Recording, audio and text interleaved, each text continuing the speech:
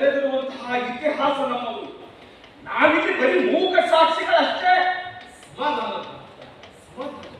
ನೀನು ಹೀಗೆ ಆವೇಶಕ್ಕೆ ಒಳಗಾದರೆ ಲಕ್ಷ್ಮಿ, ಈ ಜಗದ ಕ್ರೂರತನಗಳು ಮನೋಮನೆಗೆ ಕಾಗದವಾಗಿರಲಿಲ್ಲ.